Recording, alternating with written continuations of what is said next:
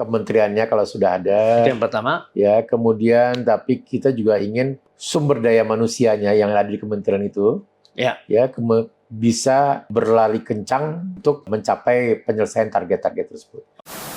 Pasar dibuat, ya tadi itu kan pasar rumput.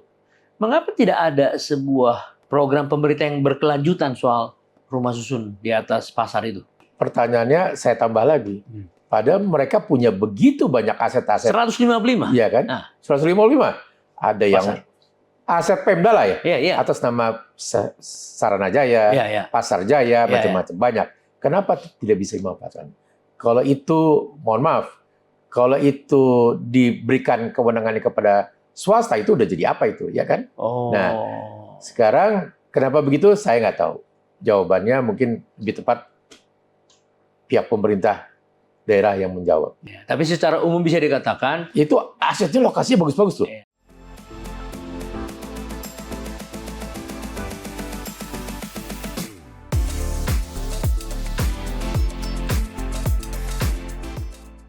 Sobat Manangian, saya kembali lagi mengundang sobat lama saya, seorang tokoh legend di bidang properti, dan yang menarik beliau ini sangat melekat dengan berbagai organisasi yang tentu saja di dalamnya mengurusi soal properti ya. Pertama itu di Kadin, kemudian di Apindo, bahkan di REI. Sebelumnya beliau ini adalah sekjen dari Real Estate Indonesia, asosiasi perusahaan terbesar di Indonesia yang beranggotakan kurang lebih 7 ribuan ya. Dan beliau sangat dikenal sebagai orang yang mengurusi baik menengah ke bawah, rumah-rumah menengah ke bawah, persoalan-persoalan yang ada, berkomunikasi dengan pemerintah dan asosiasi, dan kemudian juga tidak lepas dari pengembangan perkotaan. Jadi ya apakah itu perumahan, apartemen, perkantoran, pusat perbelanjaan, dan seterusnya, dan seterusnya. Nah itulah mengapa saya undang beliau ini sini. Setelah pemerintahan yang baru akan menunggu pelantikan, saya akan bertanya tentang apa saja perubahan ketika kita mengundang beliau ini tahun lalu, sebelum Pilpres, dan sekarang ini. Ya. Nah, saya sapa dulu sobat lama saya ini, Harigani. Luar biasa. Selamat ini. Pagi, Pak. Saya ketemu di Kadin, ketemu. Saya ketemu di Apindo, ketemu di REI, ketemu. Aduh, beliau ini memang luar biasa ya. Sangat concern dengan pembangunan properti ya, rumah menengah ke bawah dan juga rumah menengah di perkotaan. Nah, saya mau tanya dulu awalnya. Setelah Pilpres dimenangkan oleh Prabowo Gibran 58%, apa perubahan yang terjadi pada pasar properti? Ya, sebenarnya pasar properti setelah Pilpres dan juga kan waktu itu kita terpotong dengan Ramadan dan Lebaran ya? Ya, betul. Liburan juga ya kan? Ya, betul. Pasar properti komersial itu agak terganggu, agak turun, ya kan? Penjualan unitnya maupun rupiahnya karena itu. Jadi Q1 angkanya agak menurun kemarin. Oh iya, karena kan kegiatannya di sana. Kegiatannya di sana. Pemilu, jadi kita tahu orang kalau mau beli properti nggak kayak beli yang lainnya cukup online, cukup. Ya, enggak. Ini harus datang ke lapangan langsung, kan. Ya. Sementara pada saat itu banyak orang-orang mungkin sibuk dan atau liburan keluar ya kan. Jadi itu terganggu lah itu. Ya. Itu yang paling pasar properti. Q1, Q2. Q2 ini masih berjalan. Ya. Kita belum ada laporannya, tapi tetap ini kalau kita ngomong properti ada dua ya kan? Iya dong. Pasar rumah MBR, rumah subsidi, dan pasar rumah komersial. Pasar rumah subsidi ini masih euforia karena tahun lalu harga baru naik setelah 3 tahun tidak naik. Jadi mereka semua euforia jualan agresif ya kan? Cuman sayangnya memang ada juga kerisauan dari mereka, dari teman-teman penggemar rumah subsidi ini, karena kuota FLPP tahun ini tuh menurun dari 220.000 tahun 2023 menjadi 166.000 tahun 2024. Itu sebabnya apa ya? Anggaran terbatas pemerintah, ya kan pasti. Dan ini artinya perkiraan kami bulan Agustus lah, ini habis kuota nih. Nah berikutnya September sampai Desember kasihan mereka kan, pasti mereka teriak nih sekarang.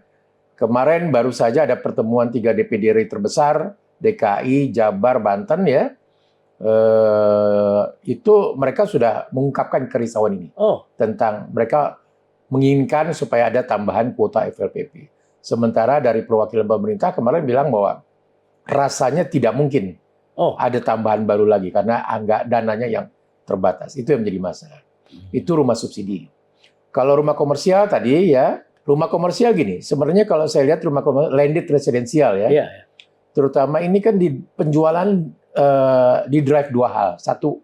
Nomor satu karena PPNDTP yang dari pemerintah ini. Iya, betul. Mereka semangat sekali jualan, bagus sekali. Mereka senang sekali, euforia sekali. Ini meskipun ada catatan-catatan lah implementasi dari PPNDTP-nya itu, tapi mereka semangat sekali.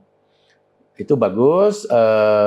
Jadi rumah komersial posisinya sebenarnya bagus. Saya yakin sampai akhir tahun ini akan bagus. Jadi artinya kalau bisa disimpulkan, short conclusion, kepastian pergantian pemerintah memberikan sentimen positif ya. Ya. Nah, apakah ada efek dari pembangunan rencana program pembangunan 3 juta rumah oleh Prabowo Gibran terhadap ya katakanlah bagaimana respon dari ya Rey, Kadin, Apindo? Ya, pasti itu kita antisipasi. Tapi kita juga tentunya menunggu penjelasan lebih detail dari tim kabinet baru nanti. Seperti apa program 3 juta rumah itu. Kan itu ada 1 juta rumah di perkotaan, dan 2 juta rumah di pesisir dan di pedesaan. Ya kan? Nah, 1 jutanya rumah apa, 2 jutanya rumah apa? Ya kan, itu kita pengen tahu. Karena kalau kita ngomong 1 juta rumah di perkotaan saja, kapasitas pengembang hari ini hanya 300.000 rumah. Ya. Kita tahu kan, 200.000 rumah subsidi, 100.000 rumah komersial. Untuk menjadi 1 juta itu, supporting apa yang akan diberikan oleh pemerintah kepada pengembang supaya ini bisa terjadi. Atau ada pelaku lain lagi yang dilibatkan oleh pemerintah untuk mencapai 1 juta rumah ini. Ini yang harus kita duduk sama-sama. Nah, khususnya Apindo memang kemarin sudah bertemu ya dengan tim Prabowo Gibran ya kan, membuat usulan-usulan ya tentang bagaimana kira-kira penanganan terhadap industri perumahan ke depannya. Ya. Gitu. Nah, kalau bisa saya responi atau tanggapi, 1 juta rumah di kota itu sebenarnya tidak lain 500.000 RSH yang atau FLPP sejenisnya. Berarti kan ada pengembangan 2 kali lipat ya. 2 kali lipat berarti. Nah, tentu apa yang akan diberikan pemerintah, tentu BTN nanti akan membuat usulan. Ya, sebagai pelaksana dan Tapera ya. Akan mengusulkan apakah ada disebut-sebut belakangan ini dana abadi. Konsepnya yang subsidi 20 tahun dibikin jadi 10 tahun, jadi bisa dipakai 2 kali dan seterusnya, nanti akan dijelaskan. Nah, yang kemudian 500.000 sisanya itu adalah vertical housing. Vertical itu ada yang disebut dengan low rent, rumah-rumah sewa untuk para bachelor yang berbasis konektivitas. Dan sebagian juga ada di sana rusunami. Yang tipe 30-an, setelah bachelor ini udah menikah, dia bisa masuk rusunami. Kemudian ada juga ide dari Pak Prabowo untuk memanfaatkan tanah-tanah yang selama ini akan ditinggalkan kantor-kantor pemerintah maupun mungkin rumah-rumah menteri yang akan pergi ke IKN, dirubah fungsinya menjadi rumah sewa untuk kalangan yang bisa disebut ya gagal punya rumah. Dia kerja di CBD, tapi dia harus pergi ke tempat lain. Nah, itu kan dibikin jadi rumah sewa. Jadi itu terobosan. Namanya low rent 2. Nah, kalau menurut Pak Sekjen gimana itu kira-kira bedanya? Kalau pemerintah dengan produk baru itu, rumah sewa yang berbasis konektivitas, dibangun di atas tanah negara, BUMN juga termasuk, BUMD, Pemda, dan yang ini saya katakan tadi dibangun juga di atas tanah-tanah negara, milik negara. Kemudian ada satu ide lagi dari Pak Prabowo dan Pak Hasim, untuk membangun pasar-pasar di atasnya dibangun rusunawa. Seperti yang ada di Pasar Rumput. Ada 150-an pasar. Nanti minggu depan saya juga akan podcast dengan Mas Reo sebagai PD presiden. Saranajaya. Ya, PD Saranajaya. Nah, kalau dengan penjelasan singkat itu gimana tanggapannya Bung Haryani? Saya rasa memang kalau kita tadi melihat bahwa akan ada rencana peningkatan jumlah produksi rumah di perkotaan juga, berarti harus peningkatan kapasitas. Semua inovasi harus coba kita lakukan. Pemanfaatan tanah-tanah negara itu sangat salah satunya. Ya. Dan saya kebetulan beberapa waktu terakhir ini sudah ketemu dengan beberapa teman-teman di ATR, di PUPR, dengan Pemda juga. Ada beberapa Pemda yang sudah menyebut beberapa lahan ya yang bisa dikerjakan dalam konteks seperti land consolidation, ya. Jadi kayak di Surabaya itu ada tanah Pemda yang bisa dimanfaatkan, menawarkan. Semarang tanahnya asetnya Bank Tanah. Ini Bank Tanah juga menarik nih. Mereka punya aset-aset yang bisa juga dimanfaatkan untuk kepentingan rumah subsidi khususnya, iya kan, Bank Tanah. Maaf, saya potong. Usulan dari Pak Hasim, Bank Tanah itu harus ada di bawah Kementerian Perumahan yang akan datang, khusus untuk rumah. Wah, itu pikirannya. Iya. Itu kemarin diskusi ya. Bagus itu, harus kita manfaatkan yang ada ya kan. Nah ini sangat bagus sekali yang untuk MBR dan maupun rumah komersial, khususnya rumah komersial di perkotaan, ya dua-duanya lah ya. Aspek legalitas tanah, ya kan, harus diperjelas, ya kan. Bagaimana bisa memanfaatkan tanah negara. Bagaimana bisa aspek pembebasan tanah juga, bagaimana melakukan land consolidation untuk pembangunan vertikal, bisa bikin mixed use, di situ ada pasar, ada komersial, buat subsidi lah, sewa, IPL, mereka kan nggak bisa orang kelas bawah itu kan sulit untuk meluangkan dana untuk tersebut, harus ada subsidi dengan kegiatan yang komersial harusnya. Dan ini sangat bagus ya untuk dilakukan. Dan perizinan, berarti KLB, KDB ya kan itu harus diatur kembali. Nah, biasanya yang hal-hal ini agak ada kendala-kendala. Nah, pihak Pemda harus siap untuk mendukung ini gitu ya kan. Untuk melakukan penyesuaian-penyesuaian ya kan. Itu yang paling penting menurut saya. Iya. Legalitas, penyediaan tanah, perizinan ya kan. Dan mungkin juga insentif atau bantuan-bantuan. Kalau kita rumah vertikal yang paling berat biaya untuk misalnya lift misalnya gitu, ya kan? Itu bagaimana tuh, ya kan? Supaya bisa masuk ya cost-nya gitu ya kan? Itu kan mahal sekali. Apakah itu dibantu? Izin-izin IMB segala macam apakah free atau gimana, ya kan? Kayak gitu.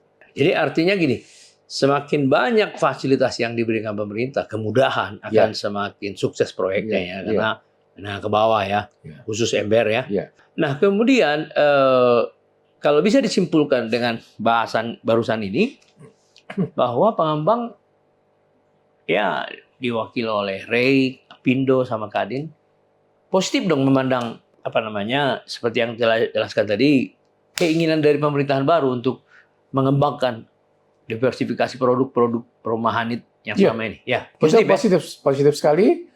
Dan kita berharap koordinasi tadi di bawah kementerian yang baru yang fokus ini itu sangat membantu, ya kan? Memang apalagi tadi katanya Bank Tanah pun mau dibawa koordinasi ini ya. Saya rasa ini bagus sekali. Sedikit saya mau review dulu tadi pembicaraan kita tentang kalau di atas pasar yang ada 150-an pasar di DKI ini, Anda tadi mengatakan bahwa pasar rumput sudah berhasil ya. Nah pertanyaan saya, kenapa berhenti di pasar rumput selama berapa tahun ini? Tidak ada pengembangan lainnya? Pemda perlu lebih banyak lagi duduk bicara dengan pengembang, itu pasti. Melibatkan kita. Kita tahu beberapa periode yang lalu memang lebih banyak pemerintah fokus untuk mendayagunakan BUMN sama BUMD kan sebenarnya kan. Kita dari dunia usaha swasta itu kurang terlibat lah gitu ya kan. Itu memang juga banyak dibicarakan kami di asosiasi.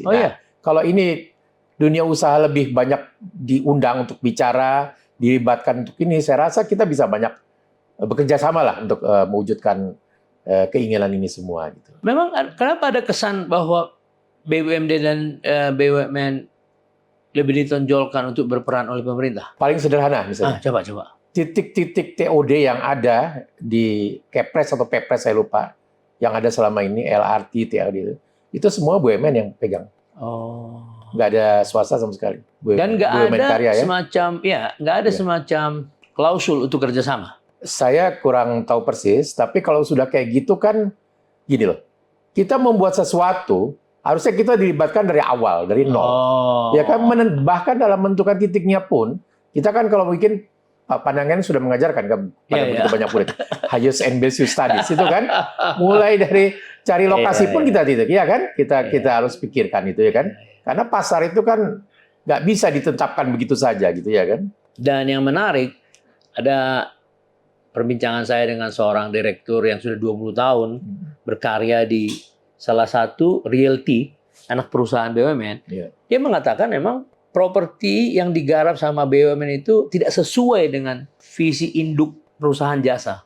Karena ini kan padat modal. Jadi mereka mengatakan memang agak lari dari mindset pemiliknya, induk perusahaannya.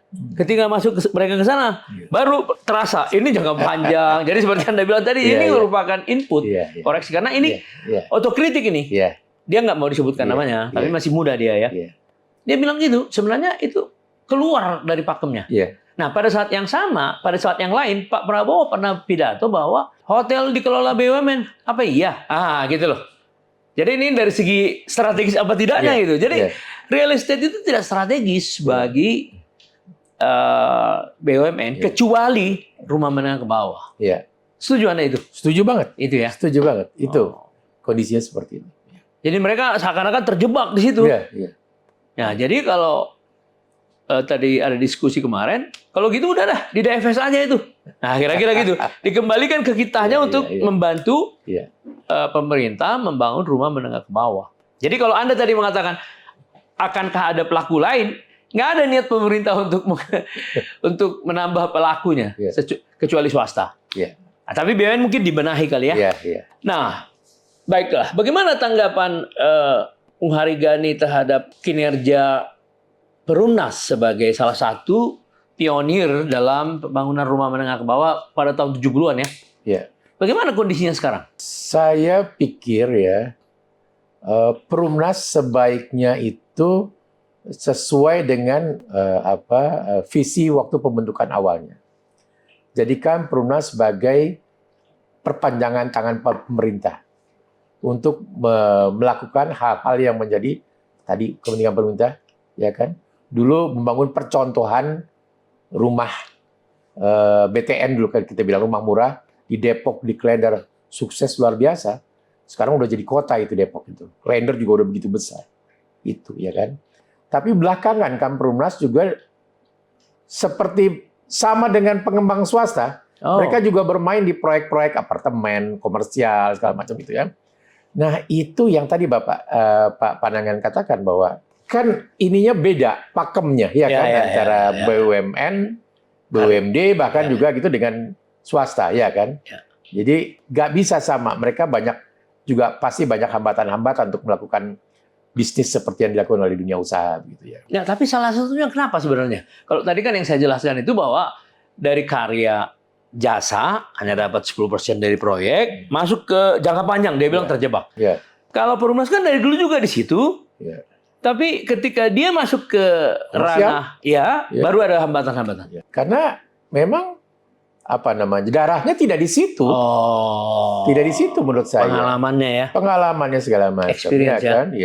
Ya, jadi istilahnya kalau untuk menengah ke bawah dia memahami lah. Karena sudah puluhan tahun di sana. Tapi begitu masuk dia menengah atas sudah. Makanya kembali lagi Perumnas dikembalikan menjalankan program-program yang menjadi kepentingan pemerintah. Perumnas menjadi kepanjangan tangan dari pemerintah. Itu saja. Itu paling top banget itu. Jadi biarkan swasta yang menggarap yang. Iya, semua orang tuh kan ada kerjanya masing-masing, keahliannya masing-masing. Jadi artinya sebagai pengusaha berharap pada pemerintahan baru ada semacam penajaman, pematangan dari visi misi dan mindset dari para BUMN yang masuk di properti ya. baik karya, realty maupun perumnas. Kurang lebih gitu ya. Ya. Nah, kemudian ketika satu pasar dibuat, ya tadi itu kan pasar rumput. Mengapa tidak ada sebuah program pemerintah yang berkelanjutan soal rumah susun di atas pasar itu? Padahal sudah kita lihat gubernurnya kan sudah waktu pasar rumput itu gubernurnya siapa itu? Pak Foke kan? Pak Foke, ya. Nah, tapi seperti tidak berkelanjutan di Pak Ahok. Iya.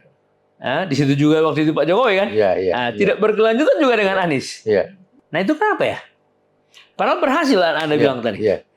Pertanyaannya saya tambah lagi. Padahal mereka punya begitu banyak aset-aset. 155. Iya kan? 155. Ada yang aset Pemda lah ya. Iya. Atas nama Saranajaya, Pasar Jaya, macam-macam. Banyak. Kenapa tidak bisa dimanfaatkan? Kalau itu, mohon maaf, kalau itu diberikan kewenangannya kepada swasta, itu udah jadi apa itu, ya kan? Nah, sekarang kenapa begitu? Saya nggak tahu. Jawabannya mungkin lebih tepat pihak pemerintah daerah yang menjawab. Ya, tapi secara umum bisa dikatakan itu asetnya lokasinya bagus-bagus tuh. Ya, secara umum bisa dikatakan secara umum ya. Ya. Seperti dugaan Anda tadi bahwa dalam masa pemerintahan ini memang seperti terlalu mengandalkan kata-kata terlalu ya, menganggap bahwa mereka itu bisa menyelesaikan gitu. Ternyata cuma satu yang belum berkelanjutan ya. Jadi dari sana terbukti ya keyakinan bahwa BUMN itu masuk ke proyek-proyek yang komersial memang belum punya naluri yang kuat ya.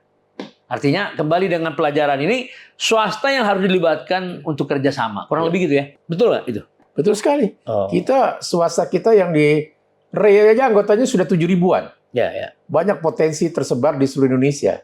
Ya manfaatkanlah pengembang-pengembang swasta, anggota REI, anggota asosiasi pengembang lainnya. Itu berikan kesempatan kepada mereka untuk melakukan pekerjaannya tersebut gitu ya, kerjasama misalnya gitu ya kan. Nah sekarang kita masuk tentang pembiayaan. Selama ini kan BTN sudah ya hampir 50 tahun lebih ya masuk ke pasar rumah menengah ke bawah pembiayaan.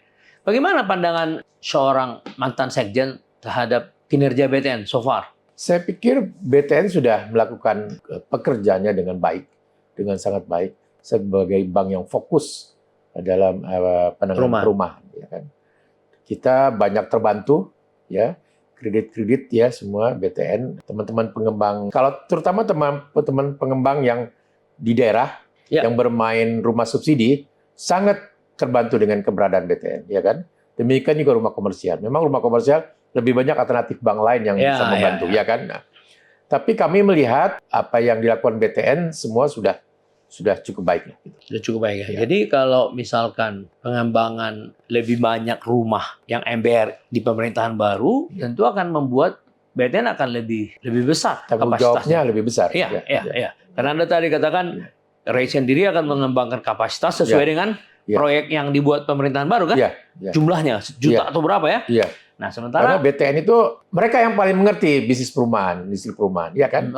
Ya semua kendala-kendalanya, kendala perizinan, penyediaan tanah, kapasitas pengembang ya yang ada mulai pengembang rumah murah sampai rumah mewah gitu kan. Aturan-aturan main yang ada, perpajakan semua, bahkan aturan tata ruang, mereka tahu persis itu semuanya. Sehingga mereka semua rambu-rambu pun mereka semua bisa membaca dengan baik. Itu kelebihannya BTN ya kan dibandingkan perbankan lainnya. Jadi artinya Anda setuju pengembangan kapasitas BTN itu perlu? Iya, mereka menguasai sekali target marketnya seperti apa gitu ya. Apalagi di daerah yang Bapak bilang tadi. Apalagi yang daerah. Sebagai BUMN, gimana? Ya, lebih bagus lagi itu. Kenapa? Artinya untuk menambah kapasitas dan memberikan opsi alternatif kan. Walaupun jangan tetap BTN satu saja. Tetap BTN adalah yang leading dan fokus di situ.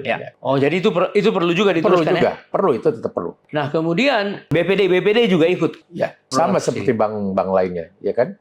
Mereka ikut juga dan itu menambah alternatif ya, opsi bagi terutama di daerah ya. Konsumen di daerah terutama. Banyak BPD yang bagus-bagus sekali kan di daerah kan. Jadi artinya menurut Bung Harigani itu lebih baik ke depannya ini itu diperkuat ya mereka itu ya. Diperkuat supaya lebih banyak kapasitasnya, lebih besar kapasitasnya. Iya. Sama lah seperti asosiasi pengembang juga kan Ada beberapa. Ya. Ada yang kami kayak Ray kami yang memang yang paling besar ya, bisa membangun apa saja, yang mulai dari yang kecil sampai yang besar, yang sederhana maupun yang mewah. Tapi ada yang spesialisasi juga, asosiasi yang isinya adalah pengembang-pengembang rumah murah. Mereka sangat paham itu rumah. Apersi ya? Ya, seperti Apersi. Empera ya misalnya. Ya. Dan ada lagi 10-an. Iya. Kita perlu itu juga. Nah, kembali ke Ray, dalam konteks pengembangan pasar tadi, kerjasama seperti apa yang diinginkan oleh sebagai pengusaha lah? Misalnya kan Pemda punya lahan. Jadi Ray yang membangun. Ya. Lalu dikembalikan lagi ke Pemda untuk memasarkan rusun yang di atasnya. Ya. Apakah dalam bentuk sewa, apakah dalam bentuk strata title. Nah, sejauh mana Ray bisa berpartisipasi dalam kerjasama itu? Ini, Ray itu juga kami pengembangnya sangat beragam. Ya kan? Ada pengembang yang spesialis membangun rumah sederhana, ada rumah mewah. Ada yang spesialis landed, ada yang vertikal. Yang vertikal itu sangat terbatas. Oh. Apalagi untuk membangun rumah vertikal atau apartemen untuk yang kelas menengah bawah. Terbatas ya? Itu terbatas sekali karena kos yang besar, tapi daya beli, daya sewanya juga terbatas dari konsumennya, iya kan? Nah ini perlu ada dipilih ya pengembang-pengembang yang memang mumpuni untuk menangani masalah ini. Apakah ada? Ada pasti. Nah itu nomor satu yang perlu dipilih. Nah kita juga perlu duduk sama-sama dengan Pemdanya, ya kan? Kemudian kita dengan pengembangnya, ya kan? Dan mungkin Kementerian Pusat, ATR, PUPR juga bisa terlibat di sini. Bukan mungkin, sudah pasti itu. Nggak bisa ditanganin sendiri oleh Pemda saja atau pengembang saja. Harus sama-sama. Karena ini kepentingannya untuk mendukung kelas bawah. Ya kan? Tapi maksudnya seperti yang Anda katakan tadi, pasti ada pengembang yang berminat di situ asal pasti dicari, ya? Pasti ada. Asal jangan semua beban diberikan kepada mereka gitu ya. Harus ditanggung sama-sama. Kalau ditanggung sama-sama, tadi saya bilang ATR bisa bantu, ya kan? Soal pertanahan. Aturan tata ruang, aturan pertanahan, sahabat. PUPR bisa bantu subsidi, ya kan? Macam-macam, ya kan? Nah, Pemda sudah jelas, mereka punya tanahnya. Tanah ya. Iya. Jadi artinya balik lagi bagaimana kerjasama yang saling setara ya, setara dan saling membutuhkan kolaborasi ya, kurang lebih gitu ya. Iya. Itu yang harus dilakukan oleh pemerintahan baru nanti ya. Benar sekali. Antara pemerintah pusat, Pemda dan pengusaha-pengusaha di bawah RE ya. Ya. Nah kemudian ada juga rencana pemerintahan ini kan membangun seperti rumah sewa tadi yang di bawah dibangun di atas tanah negara. Ada pemikiran Pak Hasim mengatakan rakyat harus punya aset. Jadi bila perlu 30 30 20. Nah, itu pemikirannya itu. Sewa tapi milik negara. Tapi dibuat panjang sekali. Gimana tanggapan Anda melihat itu? Ya itu juga bisa, bagus sekali. Itu namanya istilah kami ke rent to own, ya kan? Sewa dulu, ya kan? Lama-lama mereka bisa memiliki. Itu bagus sekali juga itu. Dan itu memang saat ini kita sudah mulai membicarakannya dengan terutama dengan PUPR. Di situ kan ada Ditjen Pembiayaan Infrastruktur dan Perumahan. Beliau sangat concern sekali terhadap ide-ide seperti ini. Pak Heri Tezet ya. Pak Heri Tezet. Nah ini mungkin saya sudah bilang sama beliau, ini Pak dengan peningkatan kapasitas pembangunan rumah yang dibuat oleh pemerintahan mendatang, ini usulan Bapak, usulan kita bersama ini yang kita bicarakan ini pas timingnya untuk diwujudkan gitu. Nah, tapi jangan beliau sendiri saja kan yang punya gagasan, harus melibatkan juga karena ada terlibat tadi saya bilang tadi Mbak di ATR aja bukan hanya beliau ya kan, ada yang pertanahan ya kan, ya. Dan ada yang tata ruang itu juga harus dilibatkan bagaimana membantu ini ya kan. Apalagi dari sisi PUPR ya juga ya. Kembali sedikit ke rent to own konsepnya. Sederhananya gimana sih konsepnya itu? Ini masih separuh jalan lah istilahnya bilang. Masih perlu duduk bersama, ya kan, dibicarakan antara semua pihak yang mempunyai concern terhadap ini. Jadi seolah-olah kalau dia menyewa dulu, kita jadi tahu kapasitasnya. Kira-kira gitu ya? Iya. Kapasitas daya belinya dan kontinuitasnya dia mencicil. Kalau nggak salah sampai 6 bulan atau 1 tahun ya. Iya. Nah, konteks itu sebenarnya sangat relevan dengan Tapera. Karena Tapera kan kalau itu jadi mandatori untuk semua karyawan dengan level gaji yang diatur ya di atas upah minimum. Jadi seorang direksi swasta membantu saudaranya yang belum memiliki rumah ya dari kalangan menengah MPR. Dengan adanya record dari Tapera, sebenarnya ini sangat mudah sekali untuk mengkonversi mereka menjadi pemilik. Karena sudah ketahuan dia. Karena konon katanya sebagian besar yang memanfaatkan subsidi selama ini adalah karyawan swasta. Jadi bukan PNS, bukan ASN, TNI, Polri, bukan. Gimana Anda melihat kalau kehadiran Tapera nanti menjadi kenyataan? Iya, yang saya tahu datanya memang lebih banyak sebenarnya ASN, TNI, Polri. Kali itu paling jelas itu ya yang manfaat selama ini, ya kan? Tapera. Iya kan? Nah, Tapera. Nah, tapi sekarang kan lagi didukung supaya swastanya juga, ya kan? Nah, cuman masalahnya sekarang, ya kan, untuk yang ada isu yang baru sekarang. Kemarin saya baru ada dalam satu FGD ya dengan lembaga riset Nielsen. Mereka bilang sekarang pola pengeluaran masyarakat kita ini nomor 1 adalah kebutuhan pokok untuk pengeluaran kebutuhan pokok. Kedua itu untuk membayar pinjaman-pinjaman. Dan pinjaman ini semakin besar bagi mereka. Pinjaman yang formal, utang-utang ya, maupun yang melalui pinjol. Dan kita tahu pinjol ini sekarang pemerintah pusat sudah turun ya, turun tangan ya Pak. Presiden bahkan juga sudah turun. Ya. Ini masalah ini yang membuat kita nggak tahu apakah masyarakat kelas bawah ini siap untuk dikatakanlah kalau ini aja kita lihat harus struktur masyarakat kita, struktur keluarga kita kan yang bermain di properti, yang sanggup membeli properti komersial itu kan hanya sekitar 7% rumah tangga kita, ya kan?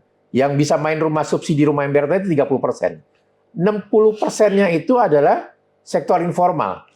Nah, ini yang harusnya kita fokuskan supaya untuk meningkatkan mengejar target housing backlog, apalagi target tadi 3 juta rumah. 3 juta rumah itu.